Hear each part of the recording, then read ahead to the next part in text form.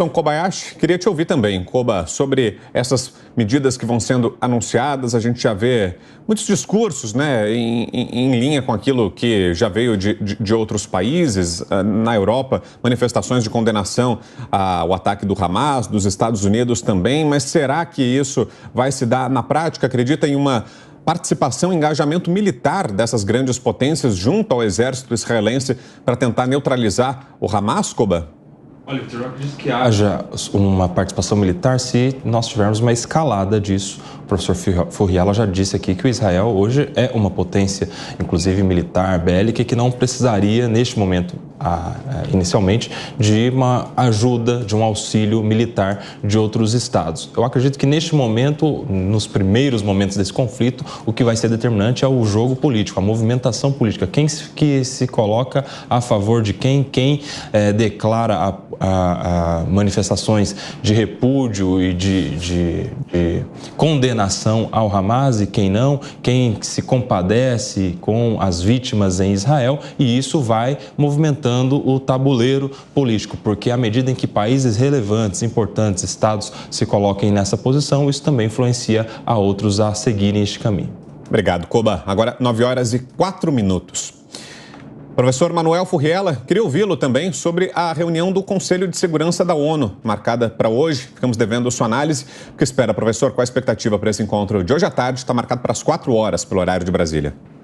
Como infelizmente não só a ONU, mas principalmente esse Conselho de Segurança, não tem historicamente um papel relevante no conflito entre Israel e palestinos, infelizmente eu digo porque a solução, o encaminhamento, obviamente, para aquela questão passa por organizações multilaterais. Então, a ONU teve um papel inicial na criação, não é, do Estado de Israel, como a gente já mencionou aqui, mas não tem tido um papel relevante nos encaminhamentos de processos de negociação ou até mesmo visualizando um futuro promissor para que a gente tenha aí um final deste conflito propriamente. Então, a reunião do Conselho de Segurança é essencial, é importante. Já falamos aqui que foi um grande acerto do Brasil, mas a gente pode esperar o quê? Simplesmente uma declaração de críticas, obviamente, ao ataque terrorista. Qualquer ataque terrorista é ilegal pela sua própria existência, pela sua própria natureza, mas propriamente uma proposição ou algo que encaminhem para uma resolução via ONU, infelizmente eu acredito que é improvável pelo papel que é secundário dessa organização nos encaminhamentos do conflito da região. E, professor Furriela, de se esperar agora que a resposta de Israel seja muito mais violenta que a do Hamas, né, levando em consideração que a força de segurança de Israel é muito mais forte. Sem dúvida, já tem sido, mas como eu havia dito, houve uma força para desmobilizar os ataques que já estavam em curso, inclusive com o sequestro de cidadãos israelenses, tomada de pequenos vilarejos. Nessa reação inicial, ela foi efetiva, foi eficaz. Você ainda tem alguns pontos, mas no sentido de desmontar tudo que havia sido organizado tem funcionado muito bem. Agora, a reação em relação propriamente ao Hamas, ela vai vir muito mais efetiva. Mas o complexo mesmo é como lidar com um grupo que é diluído, difuso e não propriamente um exército organizado, né, contra o qual possa se fazer uma frente direta. Esse vai ser o desafio de Israel. Agora, não tenhamos dúvida de que teremos uma escalada, infelizmente, no número de mortos muito substancial nos próximos dias, decorrente justamente, pegando aí a tua pergunta novamente, por essa escalada, por essa utilização adicional de força por parte de Israel. E justamente sobre o número de mortos, aproveito para trazer uma outra informação. O último balanço das autoridades indica que 620 pessoas morreram, seriam 300 em Israel, 313 na faixa de Gaza e 7 na Cisjordânia. Pelo horário de Brasília, agora 9h07. Repita. 9h07. Agora, professor, uma coisa que a gente não falou aqui ainda é sobre o posicionamento de Joe Biden. Como que você vê, professor, que ele está demonstrando apoio total a Israel neste momento? Sim, tradicionalmente os Estados Unidos têm essa posição justamente pelos seus interesses na região. Então, Israel é um grande aliado, é um país estável, é um país com uma representatividade econômica e militar muito grande na região, né? E como eu havia mencionado, o próprio surgimento de Israel teve já o apoio americano na época. Agora, o que a gente precisa é acompanhar até que ponto vai ser efetivo esse discurso de Joe Biden, né? Já que a gente sabe que, infelizmente, nos últimos anos, o governo americano coleciona erros na sua condução de política externa ou de grandes questões, como, por exemplo, foi aquela desastrosa desocupação do Afeganistão. É de se saber, se acompanhar como vai ser propriamente este apoio ou vai ficar somente no discurso político, que obviamente é importante, mas se vai entrar por vias mais representativas, como, por exemplo, o compartilhamento de informações relevantes e não secundárias sobre a atuação internacional do grupo Hamas. E antes de nos despedirmos do professor Marcos Vinícius de Freitas, que segue aqui com a gente, uma última pergunta, professor. Queria que o senhor aproveitar a presença do senhor para que o senhor nos explicasse justamente a respeito do que a gente está conversando aqui. Queria que o senhor fizesse o resgate histórico, nos falasse mais sobre esse conflito, que é aparentemente um conflito que estava adormecido, algo histórico, um conflito secular que teve essa escalada triste nesse final de semana, mas que é algo sobre o qual o mundo inteiro se debruça e não consegue encontrar uma solução há décadas, há séculos. Queria que o senhor nos explicasse mais sobre esse conflito entre israelenses e palestinos e também sobre o grupo Hamas, do que se trata essa célula, para nos despedirmos, professor.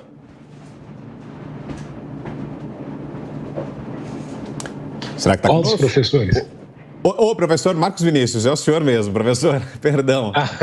Estamos com dois aqui, a gente tem que tocar a bola direitinho, né? Já troquei aqui o Marcelo por Manuel, Manuel por Marcelo, mas vamos nessa. Tá certo, então. Não, veja só, eu até estava ouvindo só um comentário anterior, né, Vitor? O Estado de Israel recebe 3,3 bilhões de dólares anualmente do governo americano para justamente a questão da proteção e para investimento militar, justamente em razão dos acordos de Camp David no passado. E uma das coisas que o Netanyahu pediu ao presidente Biden é justamente novos equipamentos, porque aparentemente aquele domo de proteção está falhando com relação aos mísseis que vêm sendo lançados dos territórios palestinos em Israel. Então, esse é um dos pedidos que Netanyahu tem feito ao presidente Biden, que não gosta muito de Netanyahu, diga-se de passagem, e Netanyahu já tem aí um histórico negativo com os republicanos, tanto com Barack Obama e com Biden, mas nesse sentido a gente vê que a discussão vem nessa toada toda em razão justamente de um apoio histórico dos Estados Unidos, mas que dentro do Partido Democrata também enfrenta ali alguns questionamentos. Tem muitos deputados democratas que hoje em dia estão muito mais favoráveis à questão de dois estados na Palestina, como se preconiza há muito tempo, mas os republicanos, em razão do viés religioso, aí têm uma perspectiva um pouco diferente nesse sentido. Agora, a história toda vem com um grande... Isso é uma história que vem... Eu posso colocar um viés religioso e colocar isso há milhares de anos atrás, ou eu posso localizar isso mais precisamente no movimento sionista, que você já tinha há muito tempo ali no século XVIII, XIX, justamente de retorno do pessoal dos judeus para Israel.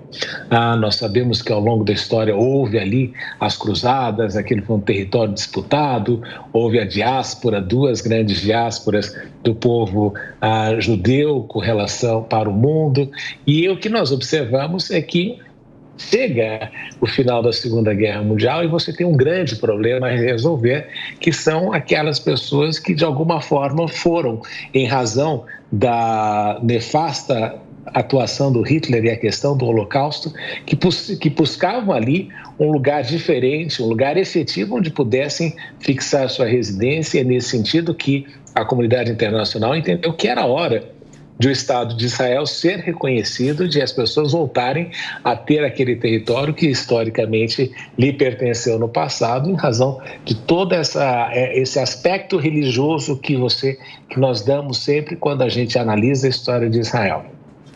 Agora, quando isso aconteceu, você tinha uma população que vivia localmente e que, em razão desse processo todo, foram colocados de lado, justamente porque houve ali uma tentativa de se impedir que Israel se estabelecesse, e o Estado de Israel conseguiu firmar a sua presença sempre num cenário muito belicoso, num cenário complicado para a existência de Israel, justamente porque muitos dos países ao seu redor negam a sua existência, como nós já ouvimos falar barbaramente, como fazia Ahmadinejad, que dizia que Israel não deveria existir, o próprio Irã, que tem ali uma posição muito contrária à existência de Israel ao longo da história, e justamente é uma preocupação de você ter um Irã nuclearmente armado na região.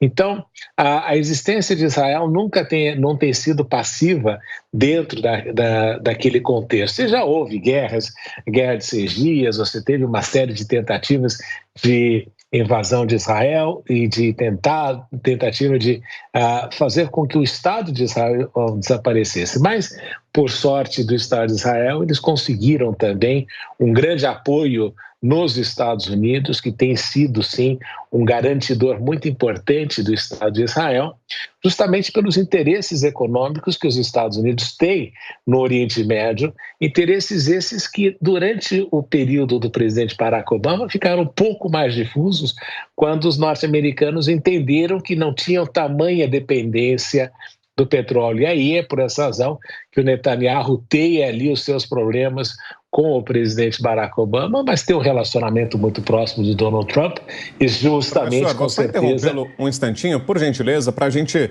contextualizar essa imagem que está no ar agora, para quem está nos assistindo na TV e na Panflix. À esquerda nós temos imagens ao vivo da faixa de Gaza, 6 horas a mais em relação ao horário de Brasília, então 3h14 da tarde na faixa de Gaza é essa imagem à esquerda. E ela é importante porque ela mostra uma coluna de fumaça, ou seja, um indício de que os bombardeios continuam. Ainda há novos ataques acontecendo nesse domingo. Não sabemos a procedência, né? Não se sabe se são bombardeios vindos de Israel ou do Hamas, mas são imagens ao vivo que acompanhamos agora, 9h15 pelo horário de Brasília, 13h15 no horário de Israel, da faixa de Gaza.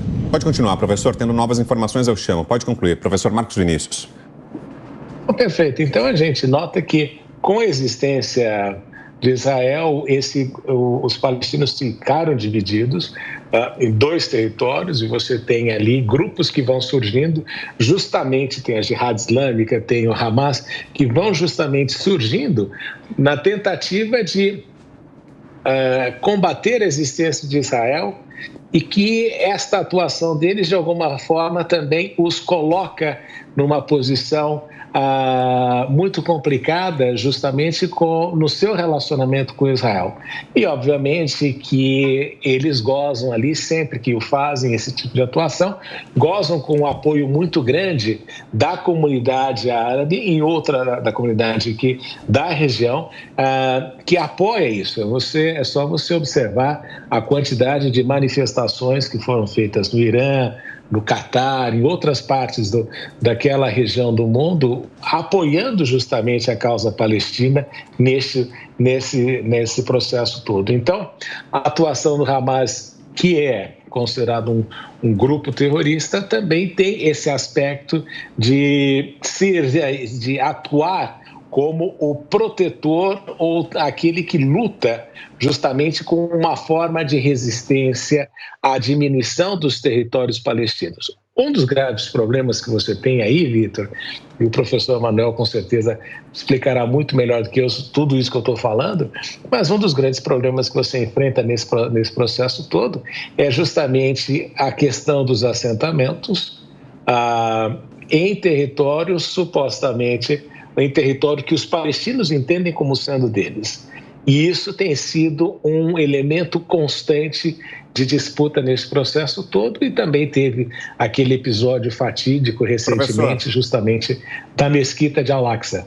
E a gente vê nesse momento nas imagens, inclusive mísseis cruzando o céu da faixa de Gaza. A imagem ao vivo mostra para quem está nos assistindo na TV e na Panflix. Ou seja, os ataques continuam. Chegamos ao segundo dia agora da guerra em Israel. Já podemos usar esse termo, né? Foi decretado oficialmente, formalmente pelo governo de Israel, guerra ao Hamas. E a guerra chega a esse segundo dia, agora sendo acompanhada ao vivo, do mundo inteiro, pela internet, pelas câmeras de segurança, pelas redes de televisão, com os olhares todos do mundo voltados a Israel. Vamos vendo ao vivo novos bombardeios acontecendo agora na faixa de Gaza. São imagens ao vivo, tá? Para você que está chegando agora, você que está ligando a TV nessa manhã de domingo, está acordando agora, a Jovem Pan segue ao vivo, trazendo para você informações atualizadas de Israel. E essas são imagens da faixa de Gaza mostrando bombardeios que acontecem nesse momento, nessa tarde, em Israel, 3h18, no horário local. Os bombardeios continuam. Professor Marcos Vinícius, rapidamente, por favor, pode concluir.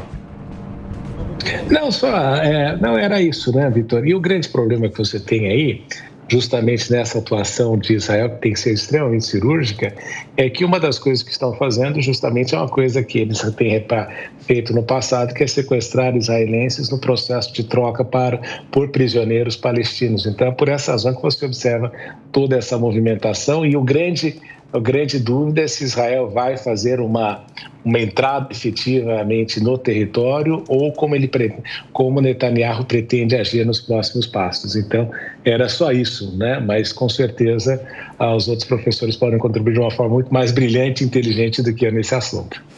Imagina, professor Marcos Vinícius de Freitas, obrigado mais uma vez, professor, como sempre, pela presença aqui. Desculpe pelas interrupções, mas o senhor já é de casa, né? Sabe como funcionam essas nossas coberturas especiais. A gente sempre fica muito lisonjeado em poder contar com o senhor, com todo o seu conhecimento aqui conosco. Obrigado mesmo pela atenção. Bom domingo, professor. Obrigado. A gente conversa agora.